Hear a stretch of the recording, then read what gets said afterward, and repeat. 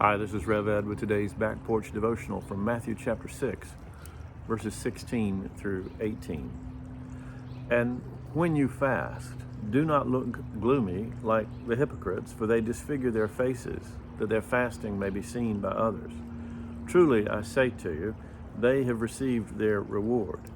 But when you fast, anoint your head and wash your face, that your fasting may not be seen by others, but by your Father who is in secret. And your Father who sees in secret will reward you. In this section, Jesus talks about three principal spiritual disciplines, practices that were common in the Jewish faith.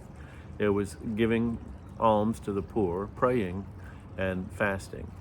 And we've skipped over for the moment the section on praying because we're going to spend extra time on that. But today we're talking about the practice of fasting. That's something that we're not too familiar with in our Protestant circles, but it was exceptionally common for the Jewish people. Fasting was only required on one day a year in the Old Testament law. It was on the Day of Atonement, where everybody was to abstain from food and drink for that day.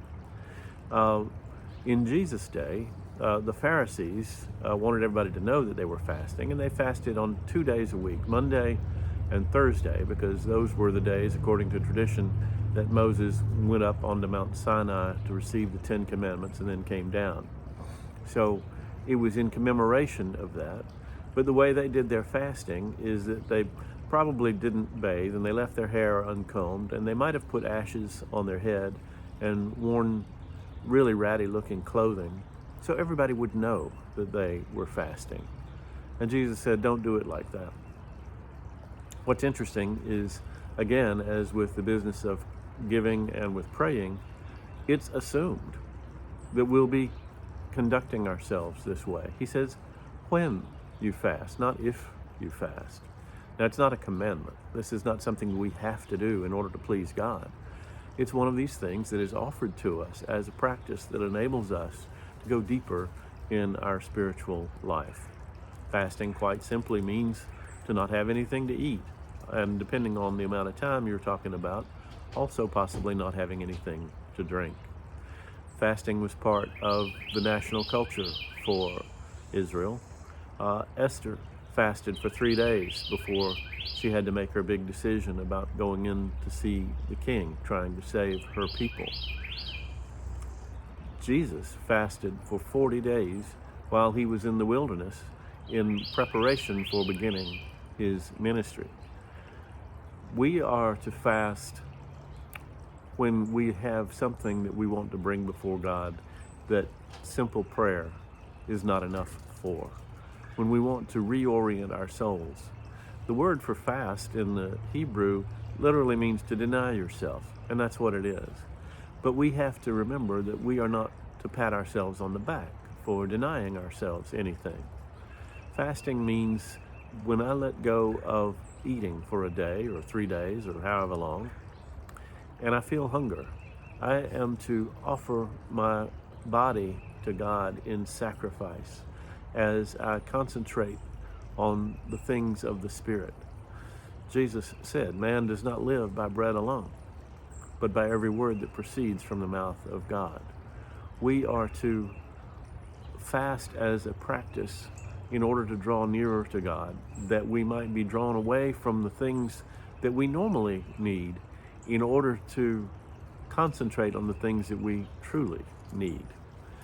Jesus said over in the 9th chapter of Matthew, when the disciples of John came to him, they said, why do we and the Pharisees fast, but you and your disciples do not? And Jesus said to them, can the wedding guests mourn as long as the bridegroom is with them?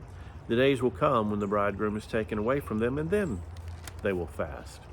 So fasting is to be part of our practice, but we have to be careful with it. Anybody with health issues ought to talk to their doctor before attempting to do any lengthy kind of fast. And what we have to use fasting for, again, is a time of reorientation and rededication to the Lord. Some refer back to Isaiah 58 and talk about fasting from selfishness and sinfulness and gossip and being mean to one another. These are the things we need to fast from. Well, Actually, we don't need to be doing those things at all. We need to put those things away from us because we are followers of Jesus Christ. They are not part of this new life that we have in Christ. In fasting, we deny ourselves something that is rightfully ours, food for the day, remembering that all food comes from God. But we just use the time to be in meditation and prayer and devotion to God, that He might reveal to us what He wants for us in our lives. Sometimes there is an appropriate time for a corporate fast, as a church or a congregation or a group of people agree together that they will fast for a certain period of time when they're trying to make a decision or seek a new direction or want to know what God has in mind for them at that particular time. But fasting ought to be part of our Christian life. But again, it is not a requirement. It is something that is offered to us as a way of drawing nearer to God. In this Lenten season, it is a perfectly good time to think about fasting, perhaps one day a week, or even just a particular meal on a particular day. The point is, it's not the action, it is the heart that underlies the action. It is our intent. Are we trying to draw near to God, or are we trying to impress other people with our holiness? That's really the bottom line here.